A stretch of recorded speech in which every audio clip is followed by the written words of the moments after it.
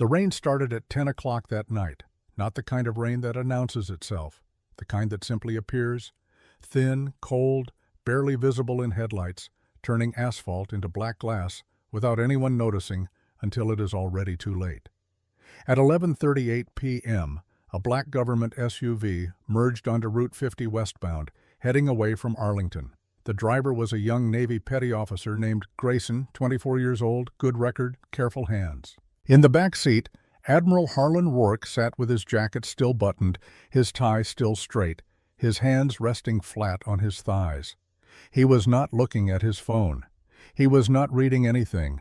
He was staring out the window at the dark tree line passing in the rain. And he was thinking. He had been thinking for 6 hours. The classified meeting had ended at 5:15 p.m. 3 hours behind schedule because the arguments had gotten complicated, because numbers that large always make people complicated.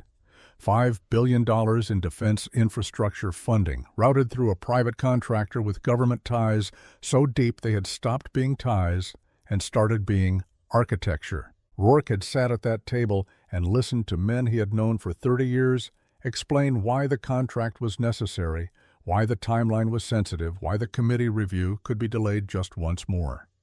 He had not agreed. He had been scheduled to testify before the Senate Armed Services Committee in 9 days. He had the documents, the routing records, the shell company filings, the internal communications that used careful language to describe an arrangement that had no careful name. He had everything. And the men across that table knew he had everything, and they had smiled at him anyway, because powerful men smile when they believe a problem is already solved. Rourke had smiled back, because he knew something they didn't. At 11:41 p.m., Petty Officer Grayson pressed the brake pedal. The SUV was doing 67 miles per hour on a rain-slick curve. Grayson felt the pedal travel all the way to the floor, smooth, easy, meeting no resistance at all. He pressed harder. Nothing changed. The speedometer held at 67. He pumped the pedal twice, 3 times, and his hands went tight on the wheel, and he said something that was swallowed by the sound of tires that had stopped being in control. In the back seat, Rourke felt the change in momentum immediately. 30 years of high-pressure operations had given him a body that understood physics before his mind finished processing it. His right hand moved, reached across the door panel, his fingers found the handle, and stopped. He held still for 1 full second, maybe 2. The tree line rushed past in the rain. The curve tightened. Grayson was fighting the wheel with everything he had. Rourke's hand came back to his knee. He pressed his back against the seat.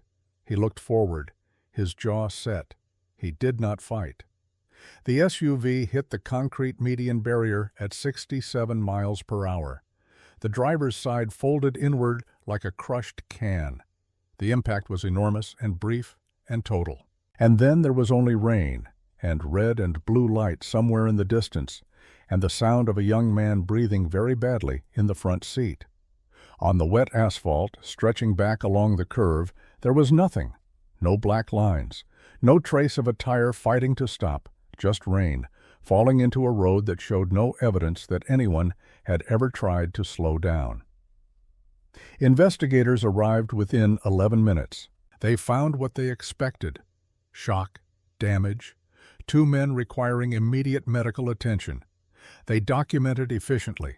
They noted the rain, the curve radius, the speed estimate.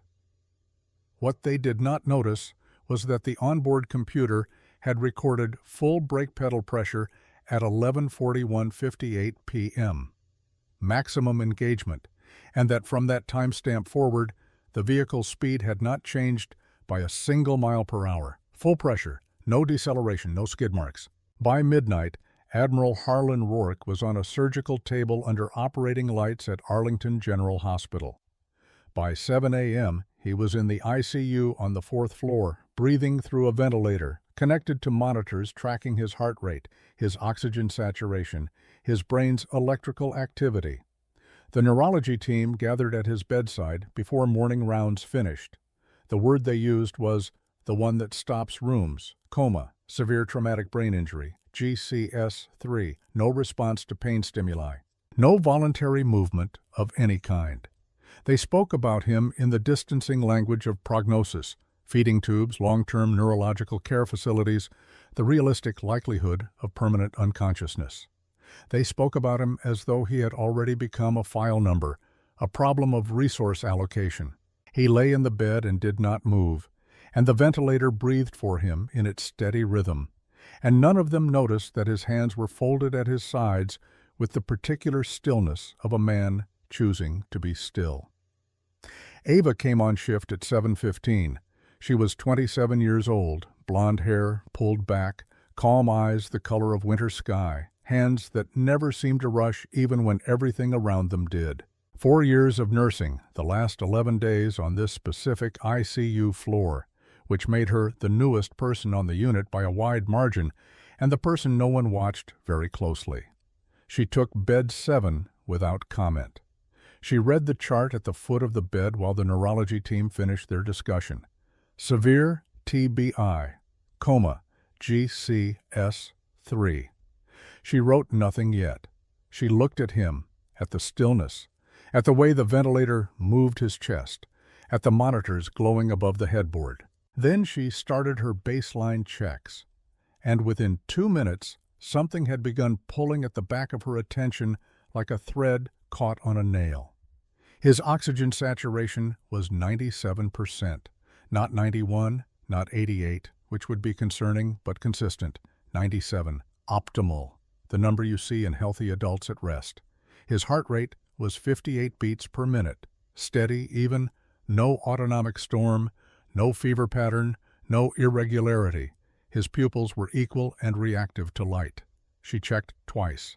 A man with a GCS of 3, with the intracranial pressure suggested by his imaging, with the trauma documented in his surgical report, that man should not have a 97. He should have readings that moved, that climbed and dipped and required intervention. His readings held, steady, clean, controlled, in the way that things are controlled when something is choosing to control them. She wrote the numbers in her chart and said nothing. Deputy Secretary Victor Crane arrived at 9:47 a.m. She heard him before she saw him, the sound of a man whose credentials open doors before he reaches them. He was 53 years old, Department of Defense, dressed in the kind of suit that signals seriousness without effort. He spoke to the charge nurse briefly, showed his identification, and asked to see the Admiral. She watched him from the medication station as he moved through the ICU, not slowing for anyone, treating the space as though it existed to accommodate him rather than to care for the people in it. Dr. Fitch met him at the doorway of bed 7. They spoke in low, collegial tones. Crane listened, nodded, asked 2 questions about long-term prognosis that Ava noted were less about concern and more about timeline. Then he asked for a private moment. Ava stayed. She used the IV bag on the far pole as her reason. She positioned herself at the monitor and kept her eyes there while Crane crossed the room toward the bed. He stopped at the bedside, looked down at Rourke with studied neutrality, not grief, not guilt. The careful blankness of a man who has already decided how he feels about a situation and is confirming that it is proceeding as expected. He leaned down, said something that didn't carry over the ventilator. Ava's eyes were on the monitor. At the precise second Crane's mouth moved close to the Admiral's ear, the oxygen saturation dropped, 97 to 95. She watched the number sit at 95 for 4 seconds, then watched it climb back to 97 with a smoothness that had no business being there, not a machine correction, not a recalibration blip. A smooth, directed return, like water guided back into a channel. Crane straightened, looked satisfied, walked past Ava as though she were furniture and left. She set down her clipboard, walked to the bedside, adjusted the IV line, a small motion, unremarkable to anyone watching from the doorway. She leaned close enough that her words would not carry past the sound of the machine. "Sir," she said, quietly, evenly, "if you can hear me, don't react."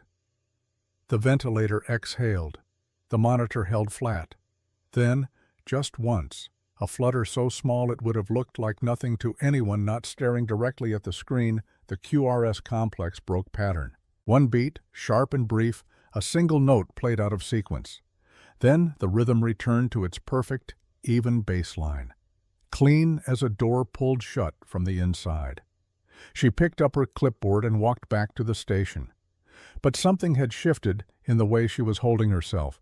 Before Crane reached the elevator, a younger man fell into step beside him in the corridor, trim, composed, wearing the pressed uniform of a Navy lieutenant commander. He had been standing near the nurses' station since before rounds. Ava had assumed he was family liaison. She had not yet learned his name. She would later understand that he had been there to confirm what Crane could not check himself, that the Admiral showed no sign of consciousness, that the plan was holding. His name was Seth Doyle. He had served under Rourke for 6 years. He knew the Admiral's routines, his routes, his vehicle assignment schedule, the specific model of government SUV that carried brake-by-wire electronics susceptible to remote override. He filed a brief report to Crane's secure line at 10:03 a.m. Patient shows no response, consistent with diagnosis. Transfer timeline viable. Ava watched him go. Something about the way he moved, too efficient, too unbothered for a man at a colleague's bedside, snagged at the edge of her attention. She filed it away. Not everything that snagged meant something. But in 4 years of reading bodies in crisis, she had learned that the things you almost notice are sometimes the only warning you get. The crash report arrived through the hospital's federal coordination system at 2 o'clock that afternoon. Routine documentation. She had no real authority to review it carefully. She read every word anyway.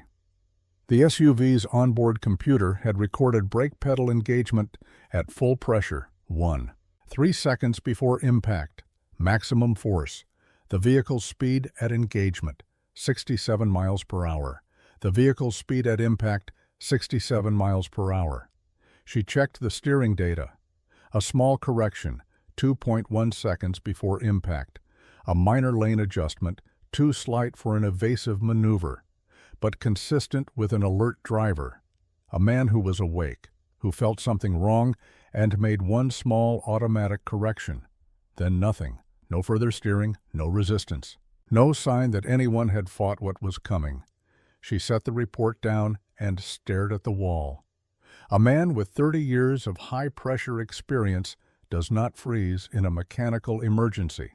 His body reacts before his mind finishes processing. This vehicle had shown one instinctive correction, and then a decision to stop. She pulled out her personal notebook, not the hospital system, and opened it to a clean page. She wrote the timestamp from the crash report. She wrote the brake data. She wrote the 2-second steering correction. She drew a line beneath it. Then she wrote 3 words. He chose this. She looked at those words for a long time.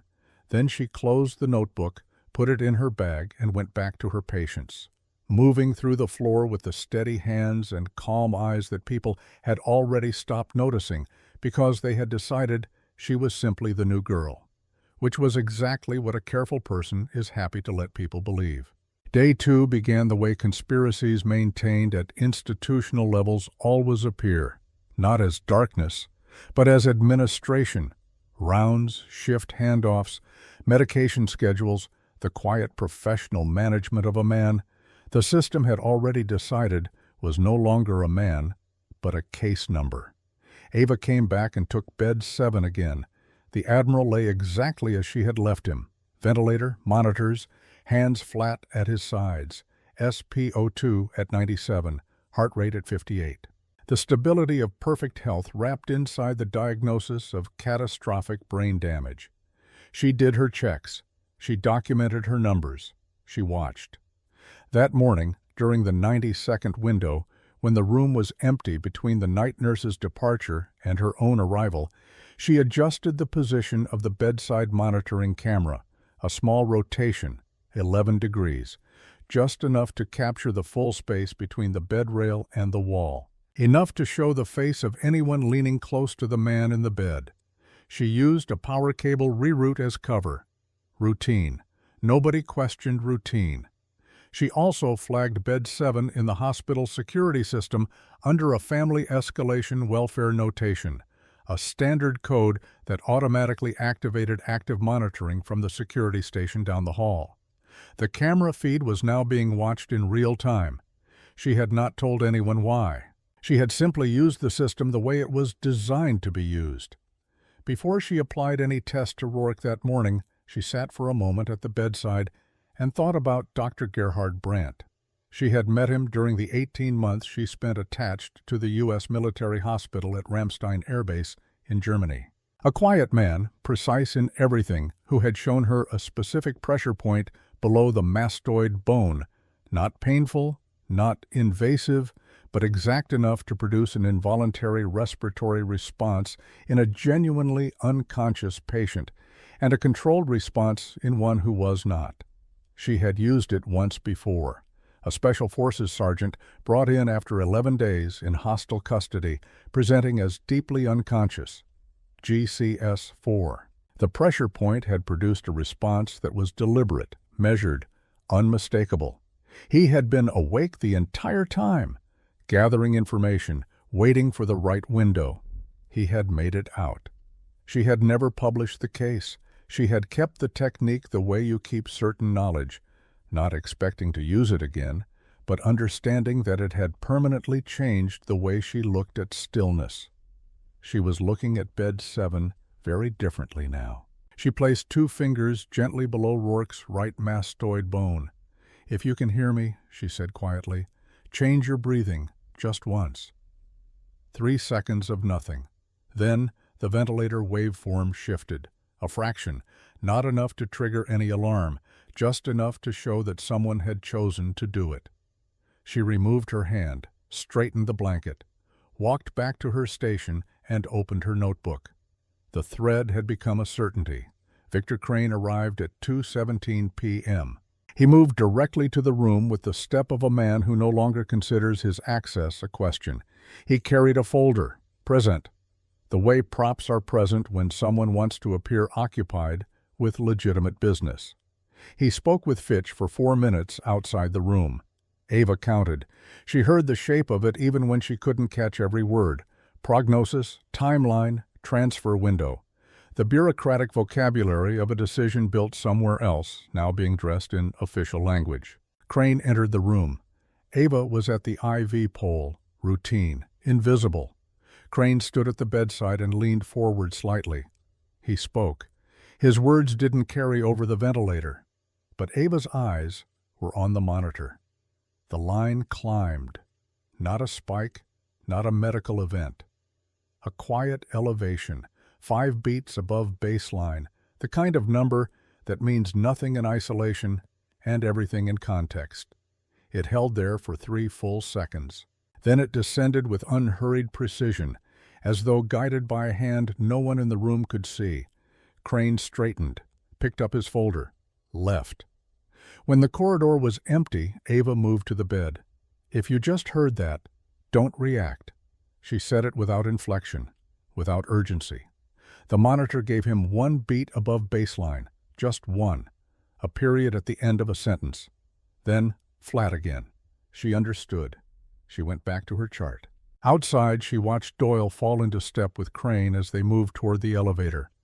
Doyle had been on the floor again all morning. He stood in corridors the way surveillance cameras stand, facing outward, missing nothing, apparently present for one purpose while serving another entirely.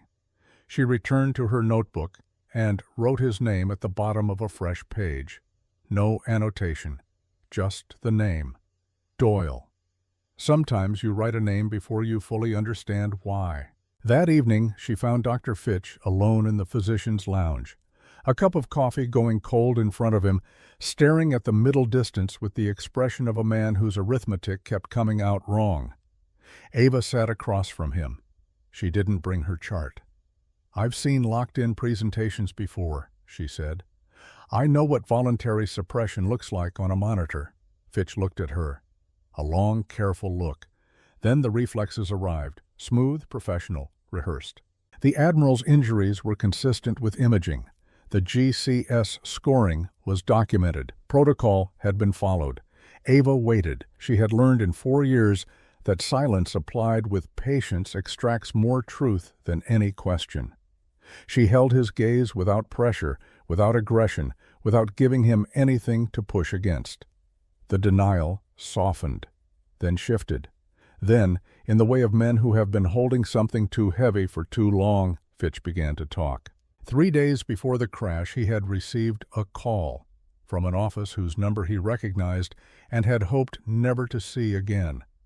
The voice had been almost apologetic, the polished regret of someone delivering terms they claimed to find distasteful. A malpractice case from 11 years ago, a surgical complication sealed under confidentiality, a patient who had never fully recovered, documents that would not remain quiet if Fitch proved uncooperative. The instruction was simple. If Admiral Rourke was admitted following an incident, certify the neurological damage as presented. Sign the paperwork. Walk away. He had not caused the crash. He had not known what was planned. He had simply been a door someone needed opened at a specific moment. And he had opened it because the alternative was a version of his life he could not face. He looked at Ava across the cold coffee. "Did you actually examine him thoroughly?" she asked. Fitch looked away. She stood, picked up her chart, and said one last thing before leaving. "I'm going to need you to remember this conversation, and I'm going to need you to be in that room when it matters." Fitch said nothing, but he didn't say no. Day 3 arrived like the ones before it. Rain on the windows, fluorescent light, the smell of antiseptic and recycled air. Past midnight, when the floor had gone to minimum staffing and the corridor outside bed 7 was empty, Ava pulled the privacy curtain halfway across and sat beside the Admiral in the low light. She had been thinking about the crash report for 48 hours, about the steering correction, about what follows from it. "You knew the brakes were gone," she said. "The computer data proves you were awake. The steering correction proves your body was still responding." A pause. But after that, nothing. No fight. No resistance. The ventilator exhaled. "A dead admiral ends everything," she continued. "Any investigation, any testimony, any record, gone. But a man in a coma freezes the system, forces everyone to wait. And while they wait, they talk. They get comfortable. They come into this room and say things they would never say in a building where they believed someone was listening." She let that sit for a moment. "You're not hiding from them," she said quietly. "You're collecting them." 6 beats climbed the monitor line and held 1 second, 2, 3, with the stillness of a man who has answered a question and is waiting for the next one. Then the number descended, slowly, exactly, like a door being pulled shut from the inside. She sat back, let out a slow breath. He had walked into this deliberately, all of it. The crash, the coma, the bed, the monitors, every whispered threat from every powerful man who had entered this room, believing they were speaking to a vegetable. He had let them come to him. And he had listened to every word. Victor Crane came back at 11:47 p.m. No visiting hours. He used his federal credentials to redirect the hallway guard to a different station. Smoothly arranged, gone in 60 seconds. He entered the room alone. No additional lights. Ava was there. She had anticipated this since the second visit, since she understood the pattern of a man who returns when he believes he is least observed. She was at the infusion pump in the corner, adjusting a flow rate that didn't need adjusting, positioned so her eyes could track the room in the monitor's reflection. Crane moved to the bed, stood over Rourke with the look of a man contemplating a problem he believes is finally, fully contained. Then he bent down close, and when he spoke his voice was low but no longer careful, the voice of a man who has stopped being careful because he is certain no one who matters is listening. "You should have signed the authorization," he said. "You would have been part of something significant. Infrastructure. Real legacy." A pause. "Instead, you became a problem." 8 beats. Not a spike, not a distress signal. The kind of controlled, deliberate climb that happens when a man with exceptional command of his body allows himself for exactly 3 seconds to feel something true. Controlled anger, the thing beneath the patience. Then the line returned, smooth, descending, patient again, like a fist unclenched beneath a table where no one could see it. Crane's voice dropped further. The vote happens in 6 days. The contract goes through. The committee gets its version of events, not yours. He gripped the bed rail. His knuckles went briefly white. You forced my hand, Harlan. I want you to know that. This wasn't what I wanted. A 3-second pause. You won't get the chance to testify. Crane straightened, looked at the monitor without understanding what he had just seen. He looked satisfied. He turned toward the door. Ava did not look up from the infusion pump. When his footsteps had gone and the corridor was empty, she waited 60 seconds. Then she moved to the bed. He doesn't know you just heard his entire confession, she said. The camera got everything. The monitor gave one small controlled flutter, then held flat. She stayed a moment longer. They're going to move you. 48 hours, maybe less. Military facility, different chain of command, different records. And once you're transferred, I lose everything I've documented. And you lose the only set of eyes in this building that knows what it's actually looking at. The ventilator breathed. If you want me to fight this transfer, give me something I can use. 3 seconds. 4.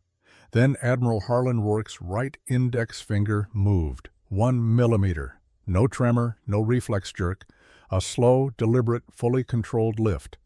The most expensive gesture a man can make when his survival depends on absolute stillness. And then it settled back to the sheet. Ava did not react visibly. She adjusted the blanket, straightened the IV line, walked back to her station. Something locked into place inside her chest, the weight of a decision that cannot be undone. She opened the Federal Military Medical Oversight portal and filled out a neurological anomaly report. Clinical language only. Timestamps. Vital sign patterns inconsistent with documented injury severity. The possibility of a locked-in presentation not adequately ruled out before transfer decisions were made. She asked, in the careful language of a nurse doing her job, for a mandatory secondary neurological evaluation before the Admiral was moved anywhere. She filed it at 8:47 p.m. By 10:12 p.m., the hospital administrator had left a voicemail she didn't return. Dr. Fitch was pacing his office.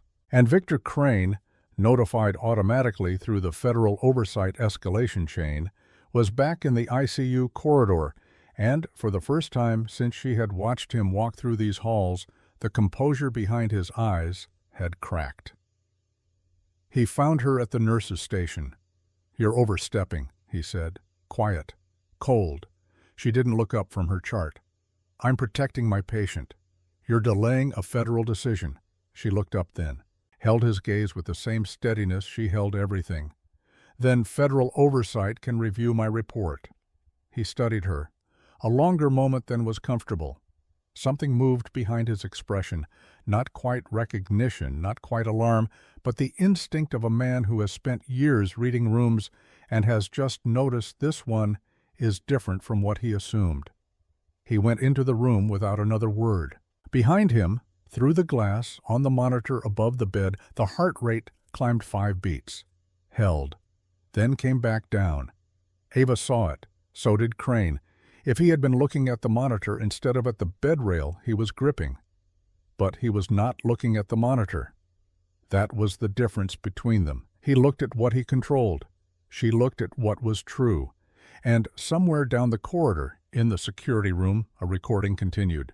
The federal response came at 1:14 a.m. Not a letter, not a scheduled callback. A secure video connection activated through the Military Medical Oversight channel, routed directly to the ICU workstation. The notification tone was quiet, a single soft chime. But in a hospital corridor at that hour, it landed like a door being kicked open. Ava was still at her station. She had told the night charge nurse she was covering a schedule gap, which was technically untrue. and the charge nurse had accepted it because the ICU was understaffed and warm bodies matter more than reasons. She accepted the connection. The face on the screen was a military neurologist named Dr. Ellsworth, 50s, wire-framed glasses, the expression of a man pulled from sleep who had decided not to waste time being annoyed about it. He identified himself, confirmed the case number, and said without preamble, "Your report flagged a locked-in presentation. Walk me through what you observed." She walked him through it, timestamp by timestamp. The SpO2 responses, the heart rate fluctuations, and their precise correlation to external stimuli. The mastoid pressure test on day 2, the finger movement. She spoke for 9 minutes without notes, because the notes were already inside her, organized and certain. When she finished, Ellsworth was quiet for a moment. "I'm authorizing an immediate advanced stimulation test," he said, "before any transfer takes place. I need you in that room." "Yes, sir." "And I need you to understand if this test produces no response, the transfer proceeds on schedule." "I understand." She stood and walked toward bed 7. Victor Crane arrived in 11 minutes. She heard him before she saw him, those same footsteps, but different now. Faster, less measured. The particular rhythm of a man who has spent years walking into rooms as though they belong to him and has just received information suggesting that one of them might not. He came through the ICU doors with 2 aides and the expression of someone who has decided that aggression deployed early can still reshape a situation. He identified the review as unauthorized, an overreach by a junior staff member with no standing to request military medical intervention. The charge nurse looked at the authorization code on the workstation, a classification level that outranked everyone in the building, and said very politely that the review would proceed. Crane entered the room. Dr. Fitch was already there, standing near the wall, arms folded. He had arrived 10 minutes before Crane while the corridor was still quiet, and he had positioned himself without being asked, not at the door, not near the exit, but inside the room, in the place where a man stands when he has decided which side of a line he is going to occupy. He had made his decision sometime in the hours since his conversation with Ava. He did not announce it. He simply stood where it would be visible. 2 hospital security officers were positioned at the doorway. The military liaison from the Pentagon stood near the window. On the bedside screen, Dr. Ellsworth watched from his secure connection. Crane surveyed the room. His eyes moved from face to face with rapid calculation, then settled on Ava. "This is completely unnecessary," he said. "We are proceeding, Mr. Crane," Ellsworth said from the screen. "Please step back from the bed." Crane did not step back. He looked at Ava with the expression of a man who has decided that what stands between him and the exit is a 27-year-old nurse and who cannot yet accept that this calculation is wrong. She turned away from him. She turned to the bed. Admiral Harlan Rourke lay exactly as he had lain for 4 days. Still, ventilator, monitors, hands flat at his sides. The room had filled with people and noise and tension and the weight of institutional consequence, and he had not moved, and his readings had not changed, and anyone walking in blind would have seen exactly what the diagnosis said: a man gone, a brain dark, a body maintained by machine. Ava positioned herself at his right side. She placed 2 fingers below his right mastoid bone, the same pressure point, the same gentle specificity.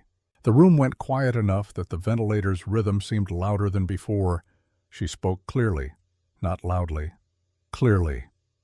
"Admiral Rourke, if you can hear me, give me a controlled response on my count." The ventilator hissed. Crane made a sound behind her, not quite a word. The exhale of a man watching something he is certain will fail. 1, the room held. 2, the monitor answered. 4 beats rising above the baseline, steady and intentional, the number of a man saying yes in the only language left to him. 3, Admiral Harlan Rourke's right index finger rose from the surface of the sheet, slowly, without tremor, without the random, uncontrolled jerk of a reflex or a spasm. It rose with the deliberate, measured intention of a man who has been waiting for a specific moment and has now decided the moment has arrived, and it held there for 2 full seconds before settling back to the sheet. The room did not make a sound. Ellsworth leaned forward on the screen.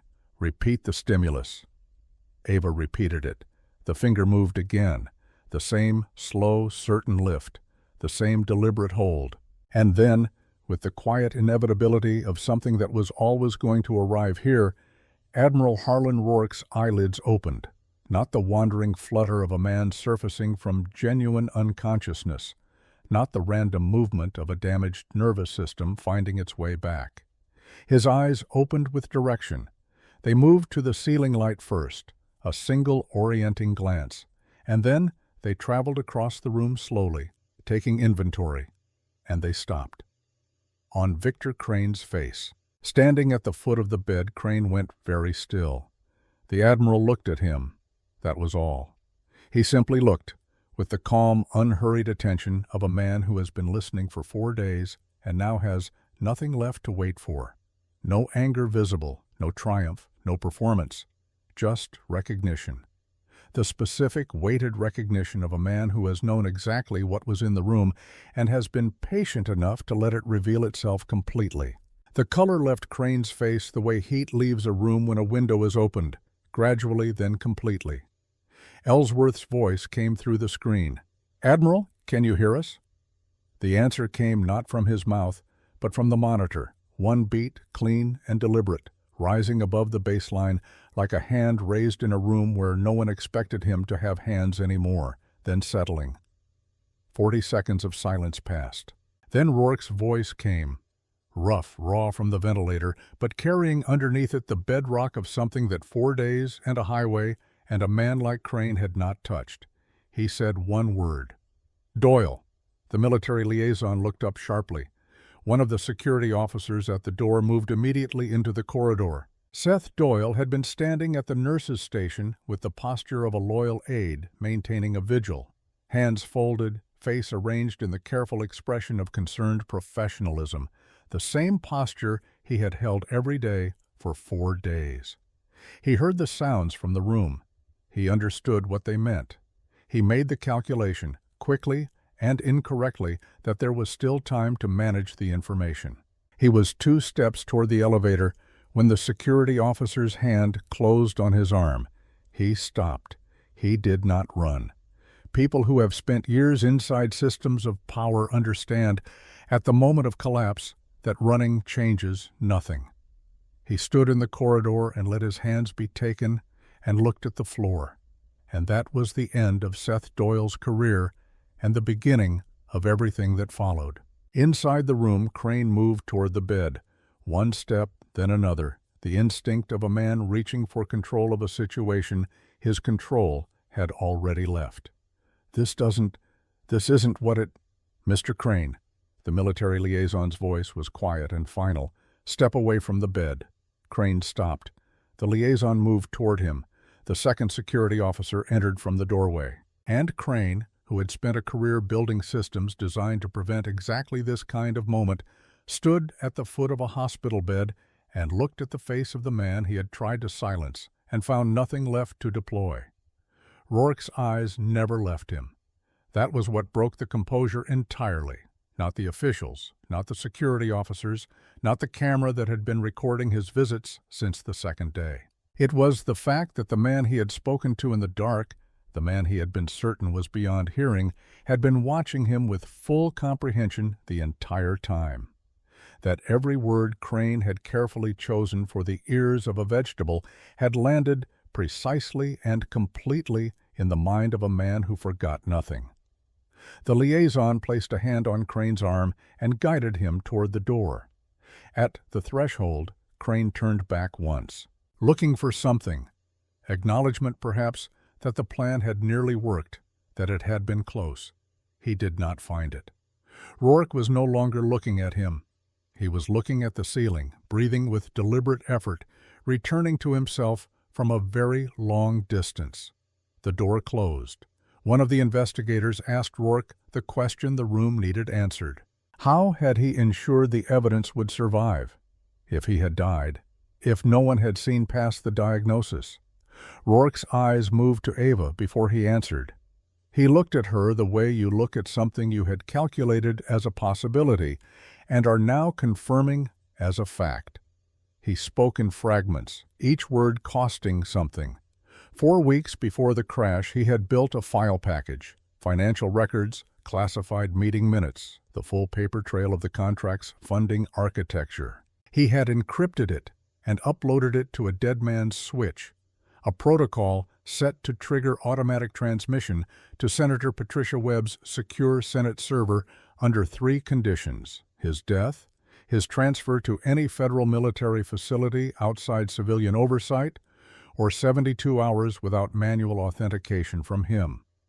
The transfer had been scheduled for 48 hours from the moment the memo arrived. The 72-hour authentication clock had been running since his admission. When Ava filed her report at 8:47 p.m., blocking the transfer, the window had been down to 3 hours and 40 minutes. The room held that number in silence for a moment. 3 hours and 40 minutes. Not a day. Not a shift change. 3 hours and 40 minutes between a cover-up that had been engineered with precision and care, and the truth reaching the people it had always been meant to reach. Dr. Fitch, still standing near the wall, let out a slow breath. He had known some of this, had understood more of it than he admitted to himself. He had made his choice to stand inside the room rather than outside it. And now that choice had been recorded alongside everything else, and he would carry the weight of that arithmetic for whatever came next. He did not look for sympathy. He simply stood where he had chosen to stand. The transfer was canceled before sunrise. By 7 a.m., Internal Affairs personnel from the Pentagon were on site at Arlington General. The crash records were formally elevated to federal investigation status before noon. Forensic engineers spent 48 hours with the SUV's complete electronic systems and produced a report precise in its conclusions. The brake system had been subject to deliberate electronic override. The pedal pressure had been registered and then isolated from the hydraulic system by a modification to the vehicle's control module, a modification requiring DoD-level access credentials and specific technical familiarity with the platform. Seth Doyle had held both. The charges assembled over the following weeks were significant and specific. Crane, attempted murder, conspiracy to commit murder, defense contract fraud, obstruction of justice. Doyle, accessory to attempted murder, conspiracy under military code, abuse of access privileges. The $5 billion contract was suspended pending congressional review. 3 additional officials connected to the authorization chain were placed on administrative leave. The architecture of what Rourke had been prepared to expose turned out to be larger than even his documentation had fully captured. The investigation widened by itself, the way investigations do when the first wall comes down and light gets into the structure behind it. Dr. Fitch entered a cooperation agreement with federal investigators. His future in medicine remained uncertain. His culpability was complicated. But he had stood inside the room, and he had chosen to stay, and in the final accounting that would matter in ways that were difficult to quantify, but real. 6 months later, on a Tuesday morning in October, Admiral Harlan Rourke walked into the Senate Armed Services Committee hearing room. He walked with a cane, plain, nothing ceremonial, a piece of necessary equipment he carried with the same lack of self-consciousness with which he carried everything else the crash had taken from him. His left side moved with a slight effortfulness that would probably always be there. He was 60 years old, and looked every year of it, and there was nothing in his bearing that tried to be anything other than what he was, a man who had survived something enormous, and was here because surviving had always been the point. Senator Patricia Webb presided. When she thanked him for coming, he nodded once. He spoke for 47 minutes, without notes. He described the contract, the routing, the shell structures, the political relationships that had been mistaken for architecture. He named figures and amounts with the precision of a man who had memorized documents he assembled over months, understanding that memory cannot be seized, cannot be transferred, cannot be eliminated by break override. He had carried it through surgery and recovery and 4 days of deliberate stillness in an ICU bed, and it arrived in that room intact and exact and unhurried. He did not look at the cameras. He looked at the senators and at the room behind them, and once, briefly, at a seat near the back that held someone whose presence had not been announced and would not be sought out by any reporter in attendance. 2 days after the hearing, Rourke came back to Arlington General, uniform pressed, posture straight. He came in through the main entrance, took the elevator to the 4th floor, and waited at the nurse's station with the patience of a man who has learned to wait without broadcasting it. Ava found him there when she came on shift at 7:15. They stood in the corridor outside bed 7. The room had a different patient now, different numbers on the monitors, different history in the bed, the ordinary work of keeping a stranger alive. ICU rooms are not sentimental. They continue. "I didn't try to stop the crash," Rourke said. No preamble. Directly, the way he said everything. If I'd walked away with minor injuries, they would have tried again. Cleaner. And the documentation would have died with me eventually, one way or another. A pause. A coma stops the clock, forces everyone to wait while the people who did it feel safe enough to be careless. "I know," Ava said. "I couldn't move. I couldn't communicate. I had no way of knowing if anyone would look past what the diagnosis said." He was quiet for a moment. "I was counting on someone seeing something that didn't fit." "I know that too." He looked at her, the full, unhurried attention of a man who had spent 4 days reading everything available to him in a room where the only things available were sounds and heart rates and the quality of silences. "Where did you learn to read it?" he said. "The suppression, the tells." "There was a man," she said. "Different circumstances. He did the same thing you did, held himself completely still, let everyone around him believe what they needed to believe, waited for the window." A pause. "He made it out. Because someone noticed. Because someone looked at the numbers instead of the diagnosis." A beat of silence passed between them, not uncomfortable. The silence of 2 people who have been through something significant together and have found, finally, the right shape for what it means. "You were right about the monitors," Rourke said. The faintest shift in his expression, not quite a smile, but something adjacent to it, dry and self-aware. "I trained for interrogation, stress positions, every condition where the body must stay quiet. I knew how to manage myself under all of it." He paused.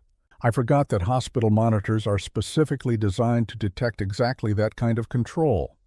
"Most people do," Ava said. He straightened, the way a man stands when what he is about to do carries personal weight, not institutional weight. He raised his right hand in a salute.